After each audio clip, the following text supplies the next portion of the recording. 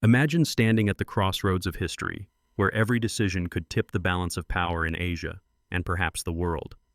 This is where South Korea and China find themselves today, bound by deep economic ties yet separated by layers of mistrust, security anxieties, and the relentless tug-of-war between giants. Picture two neighbors, each holding the keys to the other's fortune, but neither able to fully trust what tomorrow might bring. That tension has defined their relationship for decades, and it's now once again at a turning point. The latest chapter in this saga began with a seemingly simple act, a phone call. Yet the first conversation between President Lee Jae-myung and President Xi Jinping was anything but routine. The call was loaded with symbolism, urgency, and hope, a signal that both leaders understand what's at stake. After years of diplomatic frost and suspicion, could a new handshake between Seoul and Beijing really usher in a fresh era? Or, as the tectonic plates of global power shift, is the world's most important trade relationship on the brink of even greater upheaval? To understand where we are, let's journey back to the origins of this complex bond. Diplomatic relations between South Korea and China were only established in August of 1992, a seismic development in East Asian geopolitics. For decades before, the two nations had been locked on opposite sides of the Cold War divide, with South Korea aligned with the United States and China, a key ally of North Korea. The normalization in 1992 was a bold gamble for both sides, an experiment in trust, trade, and transformation. The economic results were nothing short of astonishing. Within just over a decade, China overtook both the United States and Japan to become South Korea's largest trading partner by 2004. This shift was more than symbolic. Trade volumes exploded, supply chains fused, and South Korean industries, especially electronics, automobiles, and shipbuilding, found a vast new market just across the Yellow Sea. In 2015, the two countries signed a landmark free trade agreement, slashing tariffs and promising to turbocharge growth on both sides. By 2018, over one-third of all South Korean exports, almost 35%, were destined for China. That is a level of dependency that few other advanced economies could imagine, let alone sustain. But as the saying goes, every rose has its thorns. The promise of prosperity came with a heavy shadow. Economic interdependence made South Korea wealthier, but also dangerously exposed. The lesson would be driven home in painful fashion during the THAAD missile defense crisis. In 2016, as North Korea ramped up its nuclear threats, South Korea deployed the American-made Terminal High-Altitude Area Defense System. Beijing was furious, viewing THAAD as a potential threat to its own strategic deterrence. The response was swift and brutal. Chinese authorities unleashed unofficial economic retaliation, slashing the flow of tourists, blocking K-pop concerts, restricting Korean dramas, and targeting key South Korean companies like Lotte. The tourism industry alone lost millions of visitors, and the Korea Institute for International Economic Policy estimated the total economic blow at more than $7.5 billion in the year following the crisis. This episode was a wake-up call for policymakers in Seoul. As Da Zhigong of the Institute of Northeast Asian Studies later remarked, such cooperation with China will help Seoul maintain its edge in key industries such as semiconductors, new materials, and automobiles.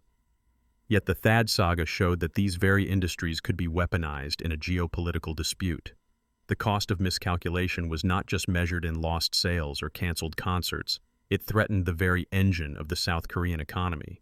Semiconductors in particular have become the lifeblood of South Korea's economic model. In 2024, more than half of all South Korean chip exports, over 51%, flowed to China. These chips are not just for consumer gadgets, they are the invisible backbone of everything from smartphones and electric vehicles to cloud computing and artificial intelligence. If that channel were to suddenly close, the impact would be immediate, rippling from Samsung's sleek headquarters to the smallest supplier in Busan. A disruption would not just threaten South Korean prosperity, it could send shockwaves throughout the global technology ecosystem. Yet, as recent years have shown, economic ties do not exist in a vacuum. The political climate has grown frostier, especially under the previous Yoon administration, which often found itself at odds with Beijing. Tensions were inflamed by accusations, some unfounded, of Chinese interference in South Korean elections, a narrative that only deepened suspicion on both sides. Meanwhile, Washington has ramped up pressure on Seoul, urging it to join a broader coalition to contain China's rise, even if that means sacrificing some economic interests. Professor Ryu Yong-wook from the National University of Singapore put it bluntly, if misplayed, Lee's pragmatic diplomacy could end up weakening the US-ROK alliance, while degenerating South Korea to become a pawn in the great power strategic game. The stakes could hardly be higher. The Korean peninsula sits at the epicenter of regional and global fault lines. North Korea's relentless pursuit of nuclear weapons and its increasingly close ties with Russia have made security dilemmas even more acute. At the same time, the United States is demanding deeper cooperation from its allies, not just in military terms, but also in the crucial arena of technology and supply chain security. For South Korea, the pressure is relentless. Maintain the security umbrella of the United States, or risk being cut off from the world's second-largest economy. President Lee Jae-myung's electoral victory marked a turning point. Coming after a failed coup attempt and the political turbulence of the Yoon era, Lee's win was seen as a mandate for change. His approach has been dubbed pragmatic diplomacy. This means not choosing sides, but instead seeking to maximize opportunities and minimize risks through flexible, adaptive engagement. One of his first moves was to schedule a call with President Xi Jinping, a call that came even earlier in his term than previous leaders had managed. During the conversation, both men struck a hopeful note. They committed to mutual respect, practical cooperation, and, as Xi put it, to jointly safeguard multilateralism and free trade, and ensure the stable and smooth functioning of global and regional industrial and supply chains. The symbolism went even deeper. Lee invited Xi to attend the upcoming Asia-Pacific Economic Cooperation Summit in Gyeongju, which would mark Xi's first trip to South Korea in several years. Both leaders agreed on the need to revive positive emotions between their peoples and to produce tangible results in practical economic cooperation.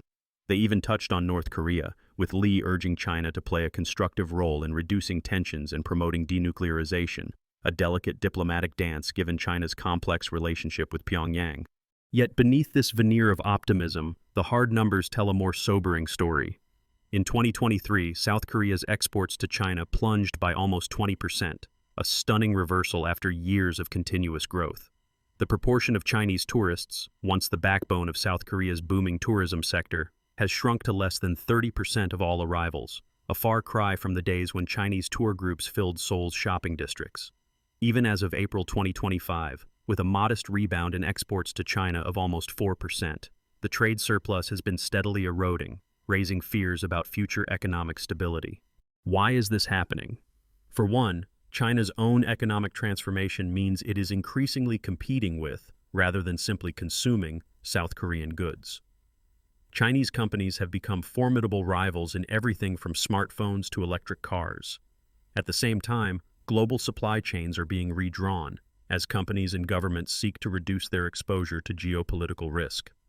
The United States, for its part, has become South Korea's leading destination for outward investment, reflecting a strategic shift toward diversification. South Korea has not stood still. Recognizing the dangers of overdependence, Seoul has actively pursued new trade agreements beyond China. The free trade agreement with Vietnam, signed in 2015, opened doors to the fast-growing ASEAN market. South Korean companies are now investing heavily in Southeast Asia, India, and beyond.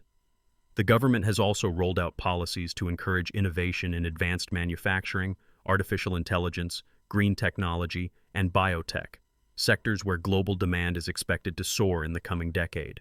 But the balancing act remains perilous. Security experts like Ryo Hinata Yamaguchi warn that renewed conflict in the Taiwan Strait could pull South Korea into a crisis it desperately wants to avoid.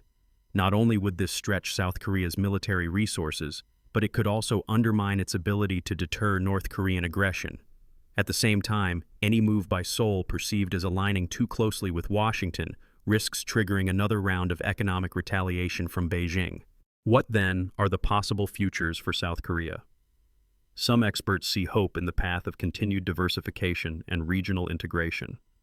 By leveraging frameworks like the Regional Comprehensive Economic Partnership, South Korea can tap into new markets, build resilient supply chains, and reduce the risks of being caught in a zero-sum game between superpowers. As Zhang Yun of Nanjing University notes, stabilizing and even upgrading economic relations with China is a key tool for Lee to address his country's faltering economy.